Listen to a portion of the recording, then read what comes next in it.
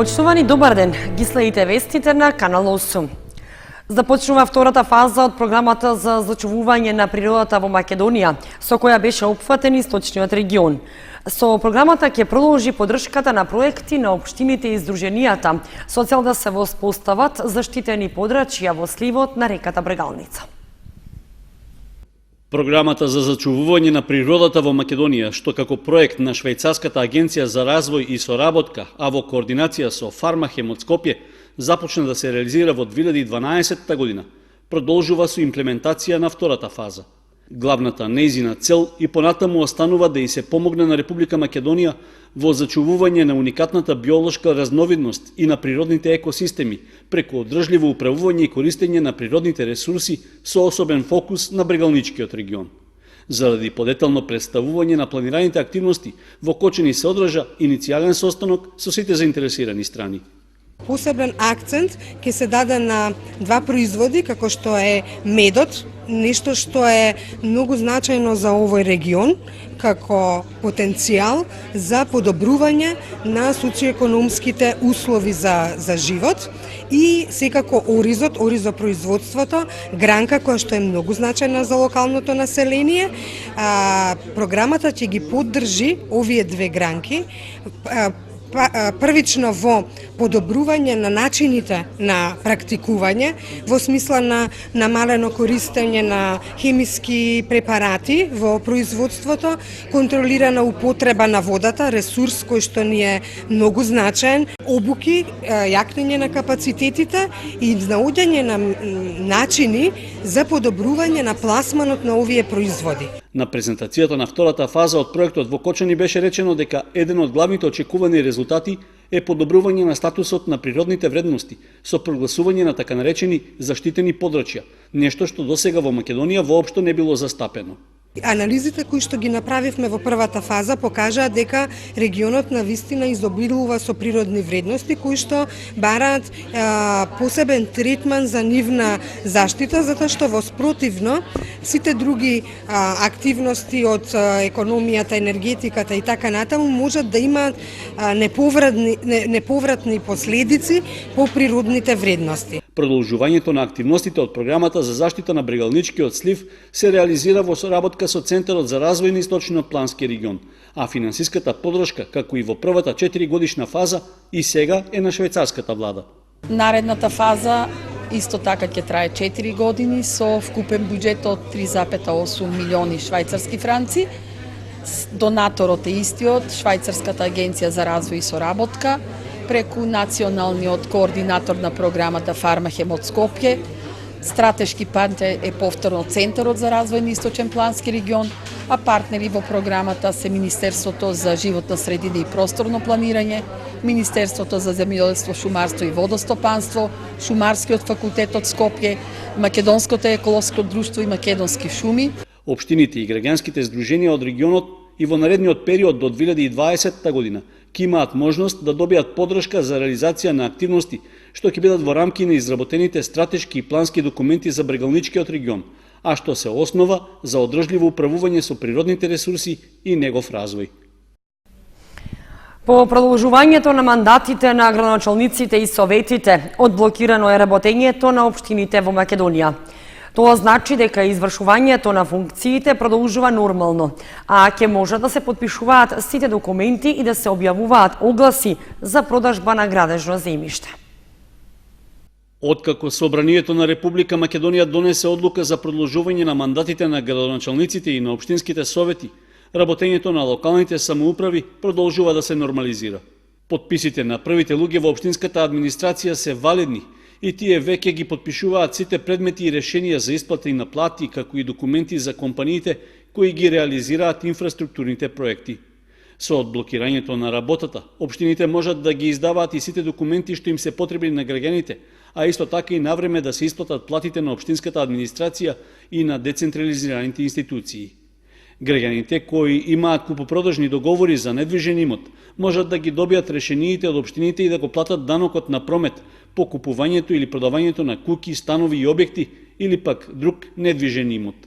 Освен тоа, нема законски и правни пречки локалните самоуправи да распишуваат огласи за продажба на градежно неизградено земјиште за куќи, станови и стопански објекти. Со тоа, тие ќе можат да очекуваат и дополнителни приходи. Според анализите, минатата година во буџетите на општините од источниот регион не влегоа најмалку 5 милиони евра, токму од продажбата на парцели, а причина за тоа е што поради предизборниот период не можеа да се распишуваат огласи за продажба на градежни парцели. Како што е познато, мандатите на градоначалниците и советниците им се продолжени за околу половина година, а се планира локалните избори да се одржат во средината на октомври. Жителите на Виничко Блатец веќе 2 години трпат материјални штети заради континуирани прекини во снабдувањето со електрична енергија. Со петиција бараат одговорност и соодветни мерки од надлежните. Секое невреме носи нови континуирани и повеќекратни прекини во снабдувањето со електрична енергија кај жителите на Виничко Блатец. Синоќешните последни грмежи најмалку 6 пати направиле прекини, што резултирало со низа дефекти кај електричните апарати. На многу луѓе прегореа и апаратите. Па има едно 5-6 години. Загрми малку и готово е. Загрмеле и рачуне дека нема струја. Или ветер дувне по сат, 2 сата, така нешто.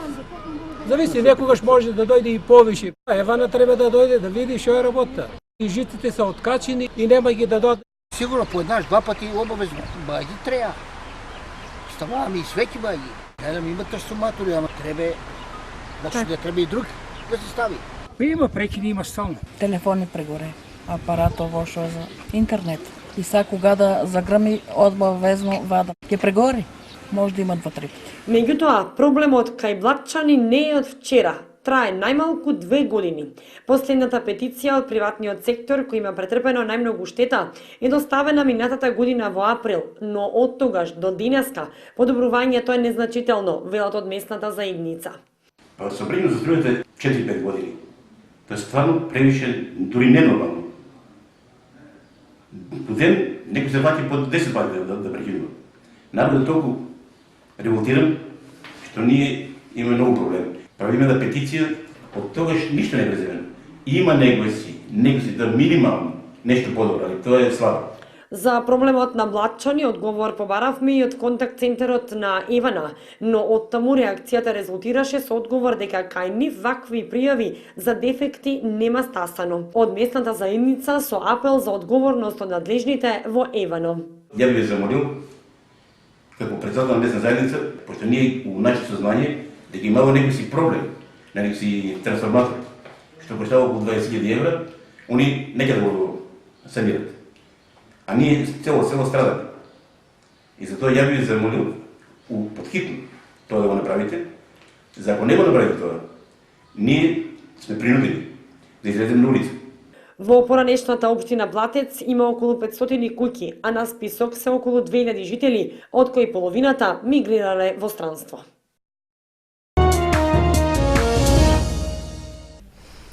Компанијата Мак Прогрес од Виница бележи голем пораст на пазарот со отворањето на новата линија за производство на наполитанки и вафли. Годинава ќе се представи на 60 саеми и пазари ширум светот, меѓу кои во октомври ќе учествува и на најголемиот саем за прехранбени производи во Келн, Германија. Компанијата Мак Прогрес од Виница бележи голем пораст на пазарот во првите 4 месеци од отворањето на најновата инвестиција, новата линија за производство на наполитанки и вафли. Порастот на компанијата претежно се должи на порастот на извозот. Домашниот пазар е во минимален пораст, велат одговорните. Најголем пораст компанијата бележи во извозот и со отворање на 2 до 3 нови пазари. Но се соочува со недостиг на работна сила. Се случува дека има недостаток на вработени, посебно на квалификувани од неколку струки, како што се високо квалификувани кадри од машинска, електро и технолошка струка. Меѓутоа постои недостаток и на општи работници и ние го пополнуваме со вработување на луѓе од селата и од соседните општини. Иначе Виница важи за град кај што има одамна недостаток на слободна работна сила, односно нема невработени. До крајот на годината компанијата планира да го продолжи трендот на присуство на саеми. Годинава во октомври ќе учествува на најголемиот саем за прехрамбени производи во Келн, Германија, каде што ќе се представи со новитети кои што ги подготвува.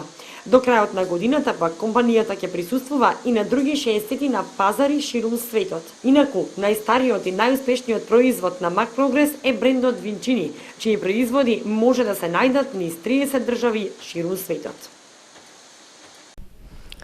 Започна со реализација проектот за поддршка на децата со посебни потреби, за кој што пред 3 дена договор подпишаа компанијата Mac Progress од Виница и Црвениот крст на Република Македонија. Се одржа првата информативна работилница предвидена во овој проект. Договорот за партнерство помеѓу Црвениот крст на Македонија и компанијата Mac Progress од Виница за поддршка на имплементација на различни проекти наменети за поддршка на децата и младите со посебни потреби, подпишана пред 3 дена во Виница, започна да се реализира. Во рамките на проектот во Црвениот крст на Република Македонија денеска беше реализирана информативна работилница со цел да се дадат насоки за заедничка имплементација на активностите содржани во партнерскиот договор. Следна активност што ќе биде реализирана во рамките на заедничката соработка на Црвен крст и Mac Progress е одржувањето на едукативна работилница. Таа ќе се реализира на 16 јуни годинава во Виница и на неа ќе присуствуваат волонтери на Црвениот крст кои ќе реализираат активности со децата посетители на нивните центри, согласно насоките на локалните планови за акција. Во овие активности се вклучени општинските организации на Црвен крст и дневните центри за децата со посебни потреби од општините Виница, Куманово, Штип и Струмица. Активностите на дневните центри во кои престојуваат деца со посебни потреби ќе продолжат и понатаму со креативни работилници, организирање рекреативни активности, едукација на децата и родителите, а се планира и организирано летување на езера. Значајно за договорот е што во имплементацијата на активностите ќе бидат вклучени и вработени на компанијата Винчини од Виница, како и социјално одговорни граѓани вработени во дневните центри и родителите на децата кои што престојуваат овде.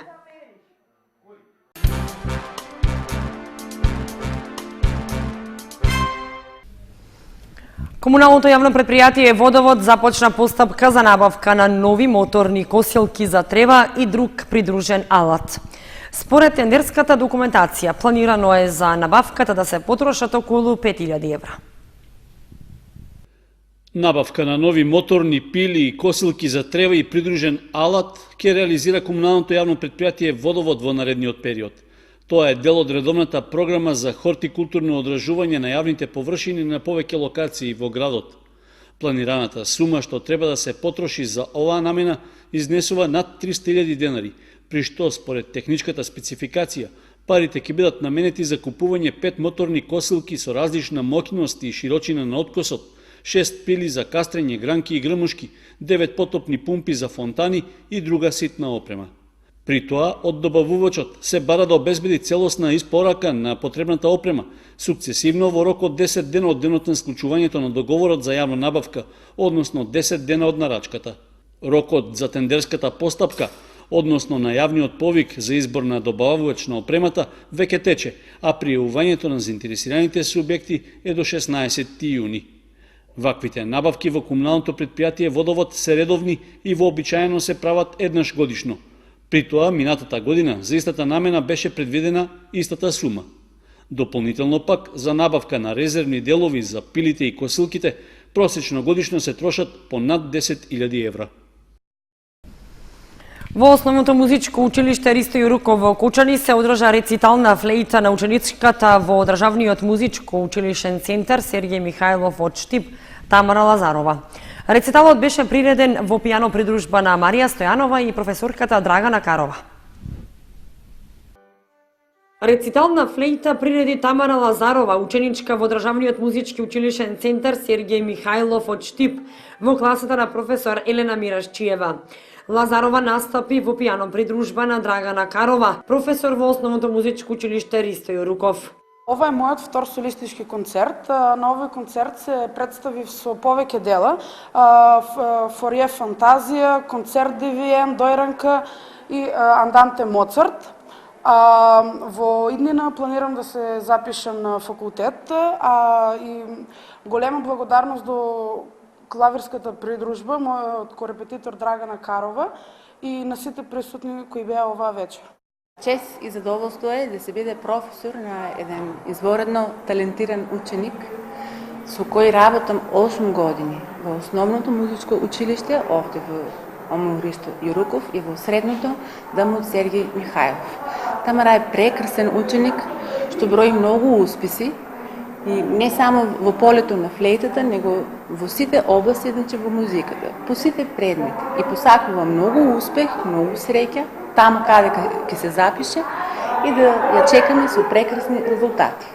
Гостинка на рециталот беше и Марија Стојанова, која што беше пијано придружба на Лазарова. Тамара Лазарова, која основното музичко образование го стекна во ОМУ Ристо Јуруков во Кочани, моментно е матурантка во Државниот музички училишен центар Сергеј Михајлов во Штип, во класата на професор магистер Елена Мирашчиева. Вели дека школувањето и понатаму ќе биде насочено на изучување на инструментот флейта. Тамара досега има учествувано на многу државни и меѓународни надпревари и има добивано значајни награди и признанија во земјава и странство.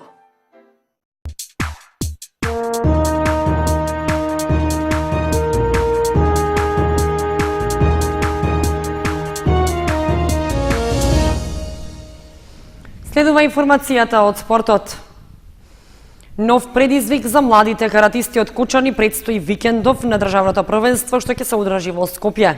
Се очекува тие да го повторат успехот од пред 10 дена, кога на изборниот турнир за кадети и јуниори освоија вкупно 4 медали.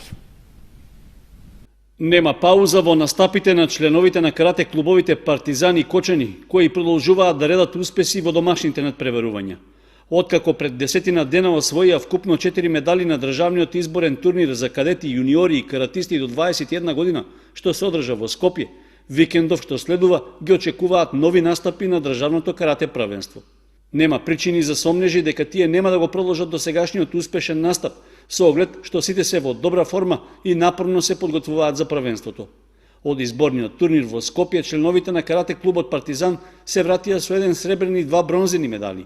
При тоа во конкуренција на борби за каратисти до 52 кг, Роберто Здравковски го освои второто место, а неговите клубски другарки Ива Таушанова и Василија Христик беа трето пласирани и се закитија со бронза. Јас се борев во категоријата јуниорки плюс 59 кг, го освоив третото место.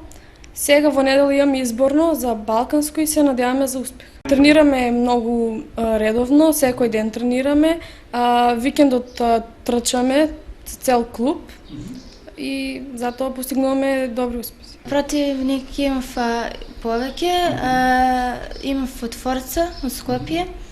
Таа беше подобра, па ме победи. И сега се надевам дека во сабота на изборниот надпревар ќе ја победам, дека ќе имам подобар успех од неја. На државното првенство во Скопје учествуваше и карате клубот Кочани, а Љубомир Давидков, кој настапи во категоријата до 63 кг, го освои третото место. Доколку ги повторат резултатите и на изборниот турнир викендов, кочанските каратисти од двата клуба ќе обезбедат учество на Балканското карате првенство за кадети и јуниори. Тоа е планирано да се одржи кон крајот на годината во Црна Гора.